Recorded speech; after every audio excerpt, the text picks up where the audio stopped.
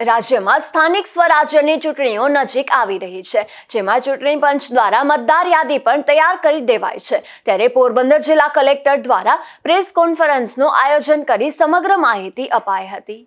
આપ સૌ જાણો છો તેમ સ્થાનિક સ્વરાજ્યની ચૂંટણીઓ નજીકના ભવિષ્યમાં યોજાનાર છે, ત્યારે રાજ્ય ચૂંટણી આયોગ દ્વારા તારીખ 23મી માર્ચના રોજ મતદાર યાદીની પ્રાથમિક પ્રસિદ્ધિ કરવામાં આવી છે। આ પ્રાથમિક ગુજરાત વિધાનસભાની હાલ જે અદ્યતન ફોટોકોપીવાળી યાદી છે એના આધારે આપણા વોર્ડ મુજબ ગોળીને પ્રાથમિક પ્રસિદ્ધિ આપણે કરેલી છે। તે મુજબ 23મી માર્ચના રોજ પ્રાથમિક પ્રસિદ્ધિ થયેલી છે અને દરેક મતદારોને વિનંતી છે કે પોતાના નામની વિગતો ચકાસી લે અને ધારો કે કોઈ મતદારને પોતાનું નામ એમાં સમાવેશ ન થયું લાગે તો તારીખ 27મી માર્ચ સુધીમાં એ લોકો દાવા અરજી રજૂ કરી શકે છે અને 30 તારીખ સુધીમાં એનો નિર્ણય થઈ શકશે। આમ તો છેલ્લી મતદાર યાદીનો સમાવેશ કર્યો છતાં પણ કોઈ રહી ગયા હોય તો 27 તારીખ સુધીમાં પોતાનું ફોર્મ ભરી શકે છે। મતદાર યાદીની આખરી પ્રસિદ્ધિ થયા બાદ રાજ્ય ચૂંટણી આયોગ દ્વારા ચૂંટણી લગતો વિગતવાર કાર્યક્રમ થશે, તે મુજબ ચૂંટણી કરવામાં આવશે।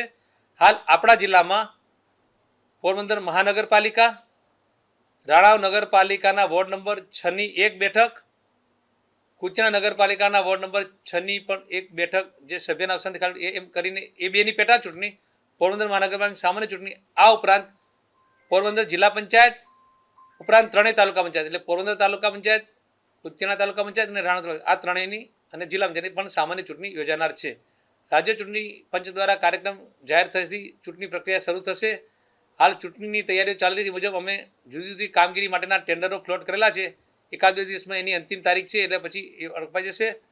ચૂંટણી માટે ઉપયોગમાં લેવાતી અવિલોપ્ય શાહી જે આપણે મૈસૂર પેન્ટ્સમાંથી મગાવી એના માટેનો વર્ક ઓર્ડર અપાઈ ગયો છે અને કદાચ અઠવાડિયા 10 દિવસમાં આપણી પાસે મતદાર માટેની અવિલોપ્ય શાહી આવી જશે।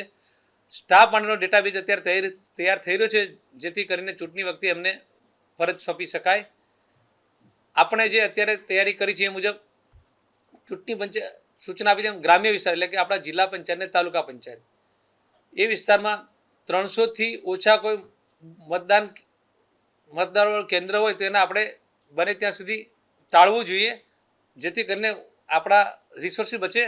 પણ આપણે ત્યાં આવું એક જ મતદાન મથક હતું 300થી ઓછાવાળું, પણ એ ગામ એક જ છે ને એ ગામમાં વસ્તી ઓછી છે બરડિયા, એક ગામના મતદારોને આપણે બીજા ગામમાં મતદાન આપવા ન જઈ શકીએ એટલે એ એક મતદાન મથક એવું છે જે આપણે 300થી ઓછું છે અને આપણે બીજે લઈ શકીએ નથી। બાકી બધા ગામોમાં 300થી ઉપરના મતદારો છે અને કોઈ મતદારને એના ગામથી બીજા ગામમાં મતદાન કરવા જવું પડશે નહીં, સિવાય કે સીમ વિસ્તાર કે નેસ વિસ્તાર હોય તો એના માટે અલગ વાત છે।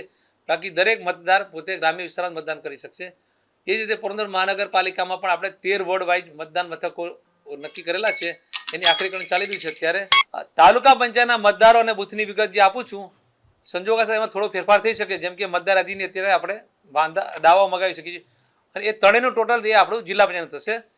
પોરબંદર તાલુકા પંચાયતમાં કુલ 1,32,109 મતદારો છે અને અત્યારની સ્થિતિ 155 મતદાન મથકો છે। રાણાવ તાલુકા પંચાયતમાં 47,857 મતદારો છે અને બૂથની સંખ્યા 60 છે। કુતિયાણા તાલુકા પંચાયતમાં 54,944 મતદારો છે અને બૂથની સંખ્યા 71 છે। આમ ત્રણનો સરળ કરી તો જિલ્લા પંચાયતના કુલ મતદાર 2,34,910 છે અને બૂથની સંખ્યા 286 છે। આ ઉપરાંત પોરબંદર મહાનગરપાલિકા તો મતદાર યાદીની પ્રસિદ્ધિ તારીખે એમાં કુલ 1,66,505 મતદારો છે અને 191 મતદાન મથકો છે। રાણાવ નગરપાલિકાની વોર્ડ નંબર 6ની 1 બેઠકની ચૂંટણી છે, એમાં 4,483 મતદારો છે અને કુલ 6 મતદાન મથકો છે। કુતિયાણાના વોર્ડ નંબર 6ની 1 બેઠકની પેટા ચૂંટણી છે, એમાં 1,806 મતદારો છે અને 3 મતદાન મથકો છે। મતદાન મથકોના વેરિફિકેશનની કામગીરી અત્યારે અમારા અધિકારીઓ કરી રહ્યા છે। મોટાભાગના મતદાન મથકો યોગ્ય છે, ગૌ ચૂંટણી વપરાયા હતા। આમ છતાં જો ક્યાંય મતદાન મથકમાં કોઈ એવું પ્રશ્ન હશે તો સુવિધા હશે બાકી હશે સુવિધા ઉમેરવા હશે ને જો ન થાય તો કદાચ મતદાન મથકમાં ફેરફાર કરવાનો થશે તો એની પણ વિગતો જાહેર કરવામાં આવશે।